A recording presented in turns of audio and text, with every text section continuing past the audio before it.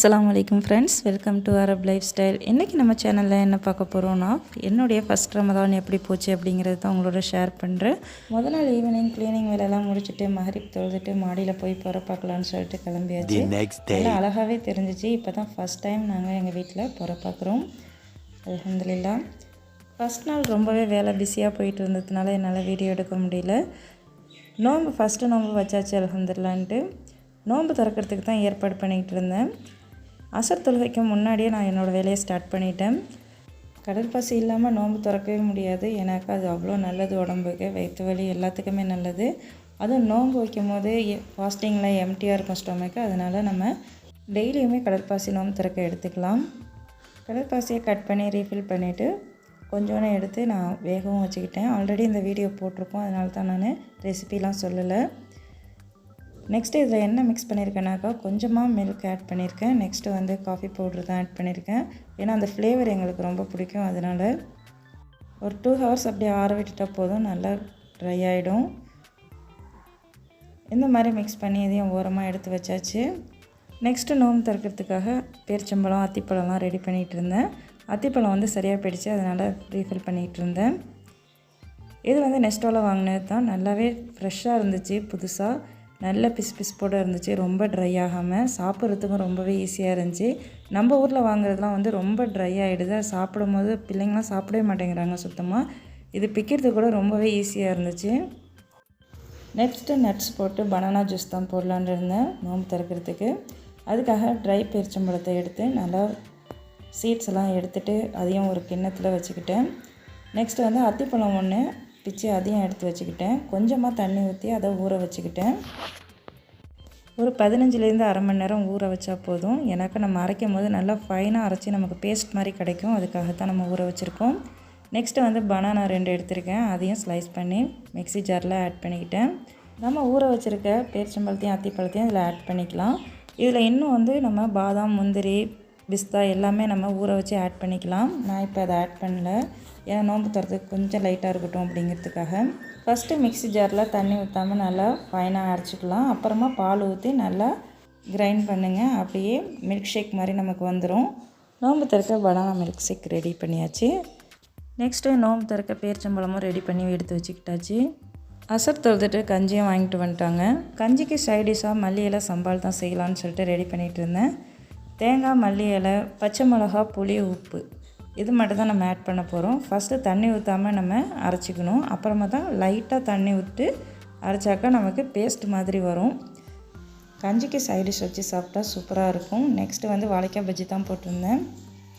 அதுக்கப்புறம் என்னால் வீடியோ எடுக்க முடியல. எனக்கு மஹரிப் நேரம் வந்துருச்சு, நோன்பு திறக்கிற டைம். அதனால் கடகடன்னு வேலையை முடிச்சுட்டு நோன்பு திறக்கவும் எல்லோரும் உட்காந்தாச்சு. அல்ஹம்துலில்லாஹ்னு எல்லோரும் நோன்பு திறந்து முடிச்சிட்டோம். நெக்ஸ்ட்டு வந்து சஹருக்குள்ள வேலையை தான் ஸ்டார்ட் பண்ணேன்.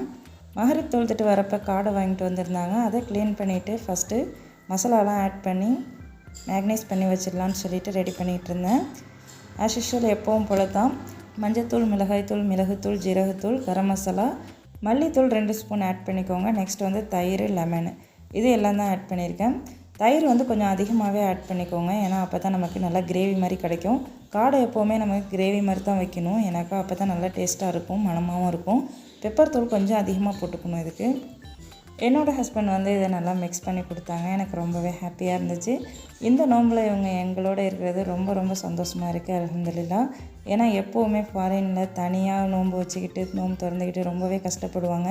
இந்த நோம்பில் அல்லாஹ் தஆலா ஃபேமிலியோடு இருக்கிறதுக்கு உதவி செஞ்சுருக்கோம். அது வரைக்கும் அல்லாஹ்வுக்கு ரொம்பவே நான் நன்றி சொல்லணும். நெக்ஸ்ட்டு காடை கிரேவி பண்ணுறதுக்கு ஸ்டார்ட் பண்ணியாச்சு. ஃபஸ்ட்டு ஆயில் ஆட் பண்ணிக்கோங்க. நெக்ஸ்ட்டு பட்டைப்பூ, ஏலக்காய் போட்டாச்சு. நெக்ஸ்ட்டு பல்லாரி 3 வெங்காயம் ஆட் பண்ணியிருக்கேன் ஸ்லைஸ் பண்ணி. நெக்ஸ்ட்டு வந்து 2 பச்சை மிளகா ஆட் பண்ணியிருக்கேன். இதை நல்லா ஃப்ரை பண்ணுற மாதிரி நல்லா வதக்கிக்கோங்க.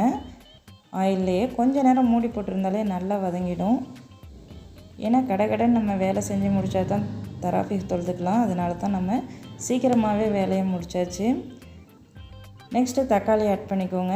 கொஞ்சமாக உப்பு ஆட் பண்ணிக்கோங்க. அப்போ தான் சீக்கிரம் வதங்கி நமக்கு நல்லா கிரேவி மாதிரி கிடைக்கும் நமக்கு. இப்போ நல்லா வெந்துருச்சு. இப்போ வந்து நம்ம மசாலாலாம் ஆட் பண்ணிக்கலாம். மஞ்சத்தூள் 1/2 டேபிள் ஸ்பூன் போட்டுக்கோங்க. நம்ம வந்து இதை மேக்னைஸ் பண்ணி வச்சுருக்கோம், அதனால் எந்த மசாலாவும் போடல, அதில் உள்ளதே நமக்கு போதும். நெக்ஸ்ட்டு மேக்னைஸ் பண்ணி வச்சுருந்த காடையை எடுத்து நம்ம ஆட் பண்ணிக்கலாம். பாருங்கள், ஆட் பண்ணும்போதே நமக்கு கிரேவி மாதிரி கிடைக்கிது. நல்ல கலராக இருந்துச்சு. எனக்கு நான் வந்து காஷ்மீரி சில்லி பவுடர் தான் ஆட் பண்ணியிருக்கேன்.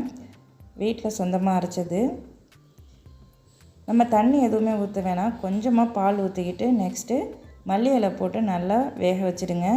நல்லா மூடி போட்டு வேக வைங்க. ஒரு 1/2 hour மாதிரி நல்லா வெந்துச்சு சிம்மிலேயே. எனக்கு காடை வந்து பார்க்குறதுக்கு தான் சின்னதாக இருக்கும், கொஞ்சம் நேரம் நல்லா வேகும்.